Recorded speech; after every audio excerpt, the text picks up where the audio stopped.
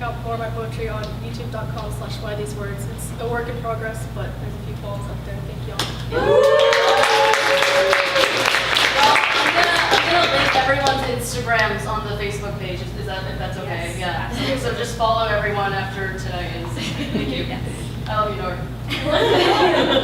Thank you, Nor. Before I welcome the next reader, I will ask everyone to please silence your cell phones. It's okay. It's fine. You can take a moment to do it. No one's judging you. Our next reader is Philip Olalo. Philip is a 23-year-old queer, fat, brown poet based out of Austin, Texas. Born in Manila, Philippines, their poetry reflects the diaspora heart. They currently attend the University of Texas at Austin with plans to graduate with a degree in international relations along with a minor in Asian studies.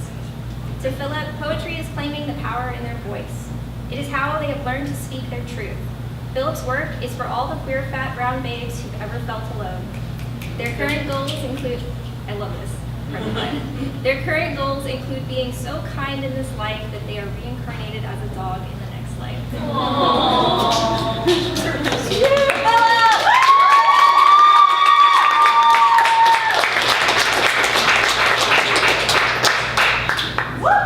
Hello.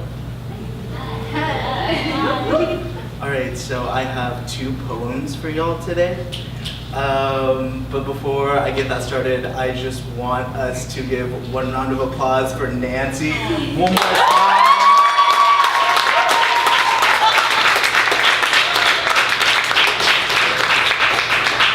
She's really out here publishing books and living her best life. So. Okay, so this first poem is about being gay. Yes! Hashtag relatable. Follow for more relatable gay content. Category is dictionary realness, but we've never been something you could define. Subject is queer. 1, adjective, strange, odd. They had a queer feeling that they were being watched. 2, verb, informal, spoil or ruin, an argument, event, or situation. They didn't want someone meddling and queering the moment. 3, me. They, them, he, him, she, her, zezer, sometimes formal, usually not. See, people like us have gotten used to that queer feeling that we're being watched in public by people that didn't know our names but assumed our gender. We remember our worth as they look at us like we're made of spoil and ruin. Build ourselves up from the bricks they throw through the windows in our chests. We're not afraid to be vulnerable anymore. Watch as we turn their shrapnel to stardust. We make the best houses under twinkling lights. Ninja, Infinity, Saint Laurent, La Beija, Extravaganza, Kennedy, Icon. Category is community. Our foundations built on the shoulders of femmes who refuse to give up. Trans women of color like Marsha P. Johnson and Sylvia Rivera, who ripped the very bricks from their chests and incited the riots at Stonewall. We stand in the legacy of recycling their hate for self-love. This rubble didn't break for nothing. Category is resistance. They're always afraid of us queering the moment, but I only bring ruin to things that deserve to be dismantled. His fist hit the jaw of a man who called me a faggot. I do this out of compassion. Watch as his mouth turns to shrapnel, cutting his own tongue as I press against my lover's lips. We weren't made for your consumption.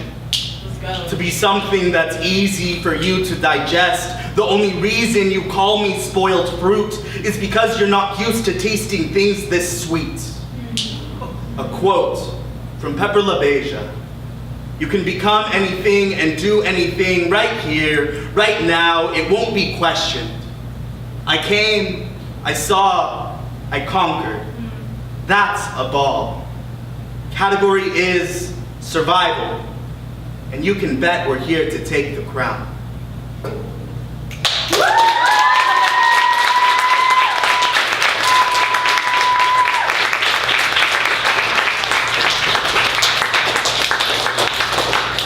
Alright, so I have one more poem for y'all. And I wrote this poem after a boy messed around and broke my heart. I know. Wow, they're so horrible. Don't fall into their traps. But also their arms are so warm. Don't do it. So yeah, I wrote this the first time that a boy broke my heart, and that was 2 years ago. And I think it's really important to know that like now this poem seems so like in the past and old for me. So if you feel like you're hurting because someone broke your heart, then just know that it'll just take some time, and then you too will be up here. For Nancy's next book launch.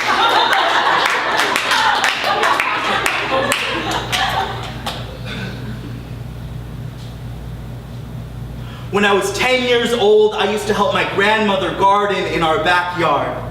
We grew pink roses that smelled like love, marigolds that resembled the sun, her wide-brimmed hat lending shade to the majority of her face, leaving just her smile to reflect the brightest parts of me.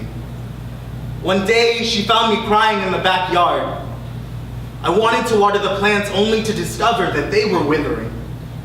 Bulaklak ang puso mo. Your heart is a wildflower, she told me, blooming uncontrollably in the best possible way that day. She explained how annuals work. They give you their beauty for a while, but then they go away. Pero wag mo iiyak. But do not cry, they will return, they will grow back. It just takes time. This taught me that everything is temporary. I learned a lot from her. What fertilizer to use to help your flowers grow, how to pick which seeds to sow, and that the best time to water your plants is in the morning. That way they'd be strong against the heat of the day. My roots absorbed all her lessons, and they helped me bloom. But one thing she didn't teach me was what insecticides to use on my perennial heart to protect myself from the boys like bees landing on each flower just long enough to take the sweetest parts of it, then leaving to go home once they've had their fill. I was never taught how to deal with kisses from men who had the sweetest honey dripping from their lips. What you didn't know is that it was just left over from their last meal, honey. You should have rationed yourself and not given it all to the first bee who told you he loved you, to the boy who would eat up all of your golden sweetness and never give you flowers in return. He built a hive out of your body, filling your insides with the sweetest things his mouth could regurgitate, until one day he stopped filling you with nectar, and this collector pulled on his second skin, covering himself from head to toe. Now a man you do not know his words, like cinder smoke, wafting past your honeycomb heart. With clouds formed around you, all you could hear was buzzing. All you could feel were his arms just warm enough to cradle you to sleep. By the time you wake up, he'll already be gone, leaving traces of himself behind, lungs full of ash, sheets stained with beeswax. You tried to capture his sweetness, but the only thing you got was stung. I've contemplated uprooting my wildflower heart, picking it from my chest in an attempt to keep it safe. But flowers are meant to bloom. And my grandmother taught me not to cry over things that will grow back. Thank you.